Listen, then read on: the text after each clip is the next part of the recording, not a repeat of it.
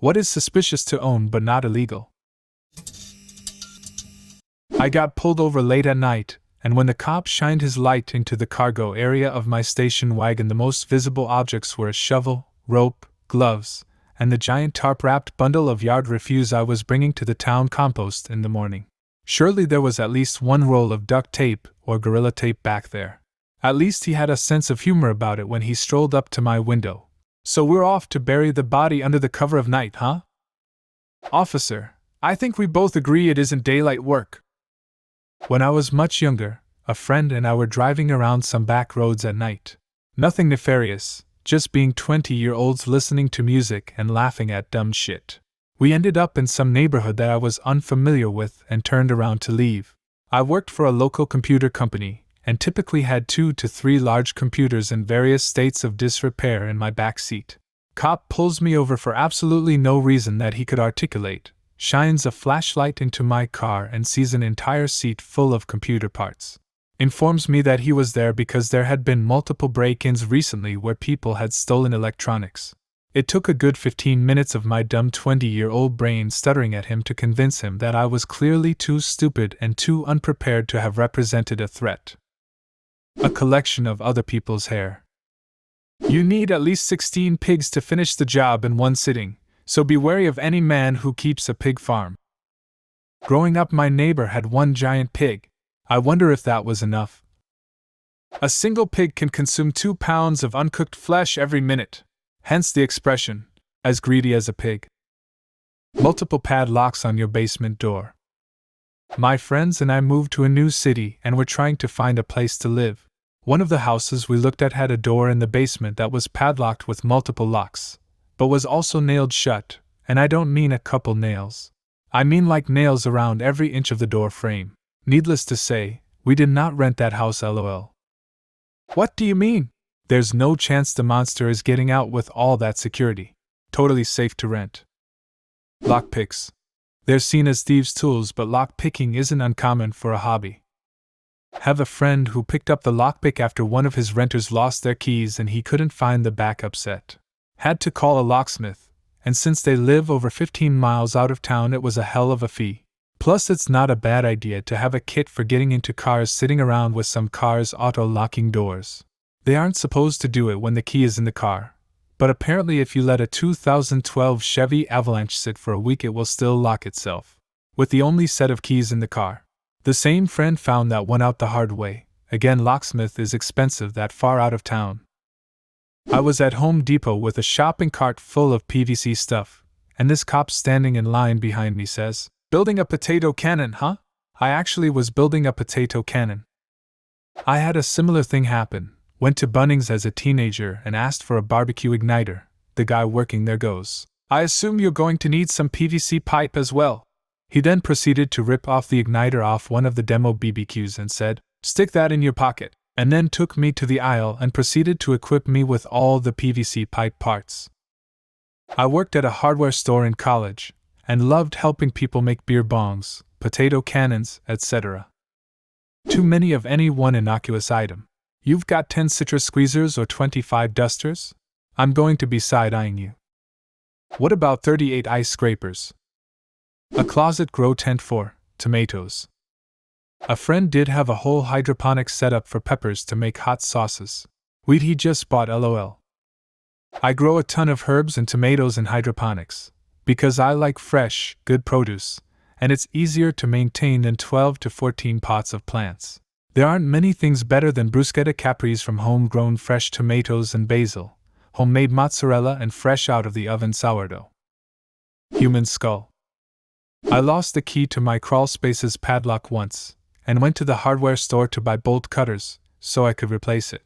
I told the cashier why I was buying them, without being asked, and he was like, "It's funny, everyone that buys bolt cutters feels like they need to tell me why they are buying them. I think they just want me to know they aren't about to do something illegal." Back in the day, car thieves used dent pullers to pop ignitions. If you were found with one outside of a body shop, people assumed you were a car thief. For me, water. My neighbors had well water and would dry up. They asked if they could run a hose and put it in their well, they would pay what was owed. Did this a lot last summer, no big deal, they paid. Then they bought a big above-ground pool. Filled it for them, they always paid. My part was always around the same, so I wasn't bent out of shape. One day the water meter guy knocked with an officer wanting to know why I was using so much water. I explained, showed the many hoses to reach my neighbors, and they were there to help explain. They explained to me that much water usage was throwing a red flag. So they were sent out to investigate to make sure no marijuana growing was happening.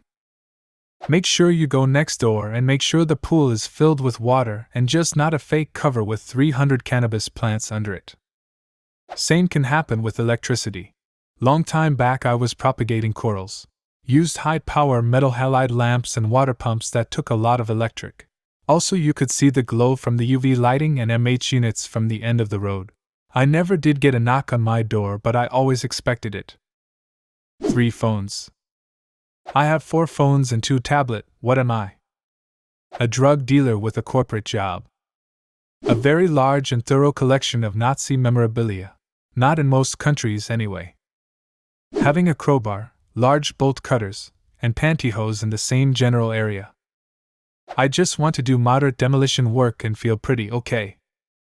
A ritual dagger, as he described it. My one college roommate had one displayed and would occasionally need the room to himself. I opted for a place where I had my own room next year. Was he a Sikh? 'Cause their religion mandates that they have a dagger. I was on a plane after 9/11 and several Sikh were on board, and people flipped out that they were allowed to carry weapons on the plane. Duct tape, cable ties, and chloroform. A suspiciously large homework folder on your computer. Granted, in some cases that could be illegal, I suppose. First thing I thought of when you mentioned illegal was game ROMs or pirated movies. Then I realized what you meant. PDFs of textbooks? An old beat-up van with free candy painted on the side. Loads of money in cash. Yeah. A veteran in Nevada had $87,000 in cash confiscated by Highway Patrol, and it took nearly a year to get it back. Technically it isn't illegal, but if the cops catch you with it, they will still confiscate it because it could be from an illegal source. Which is complete bullshit that they can do that. A very sensitive scale. Hey, I use my milligram scale to measure my coffee. It's not why I bought it, but that's how I use it now, many years later. Psilocybin mushroom spore kits. Legal to buy, illegal to cultivate and distribute the mature product. I got stopped and questioned at airport security because of my jewelry scales and grinder, until I showed them my coffee beans and AeroPress. Note to self, carry coffee beans when traveling with my drugs. A flip comb which looks like a switchblade. Remember those? The first time I saw an actual switchblade, I thought it was a comb. I was rather confused why the bald biker had it until he opened it. It's not illegal to go to Walmart and buy trash bags, a saw and cleaning supplies at 2 a.m., but I've seen enough true crime stuff to say it is mighty suspicious. Concerning amounts of rope. How much is concerning? Is it the number of different ropes or the length? Does it have an arbitrary length like 50 male is fine but 51 male is weird? Or is it a sliding scale that starts as useful to a bit out right through to that's excessive and finished on massive red flag? Haha, 50 male well prepared for anything. 5-1 male called the police. I had all my baby teeth saved in a little container at one point, as an adult. Just never threw them away. I got rid of them when I watched the season of Dexter where there is a serial killer who kept a collection of his victims' teeth, and it made me think, yeah, this could look weird. More smoke detectors than you need to keep your house safe. A flamethrower. A bayonet for a flamethrower. Still amazed that an armament that shoots fire is not legally considered a firearm, and is thus legal to own without a license.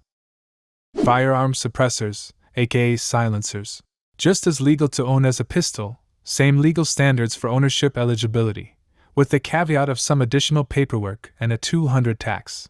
Used in almost no crimes at all, fully legal, fun as crap to shoot and easy on the ears, but tell someone outside of the community you own one, and they think you are an assassin wannabe. A male 102 howitzer in your front yard. Neighbor across the street had one, pointed at our house. We were friends. My son came home from college, and my wife found a lighter in his pocket when doing his laundry. She asked me why he would have a lighter in his pocket. I said because he smokes. She told me, my baby would never smoke. I walked away. My son's best friend owns and carries several Zippo lighters, only one at a time. He does not smoke, but just likes having the ability to make fire when he wants or needs to. You know, you donate a kidney, you're called a hero. You donate 2 kidneys and you're called a saint.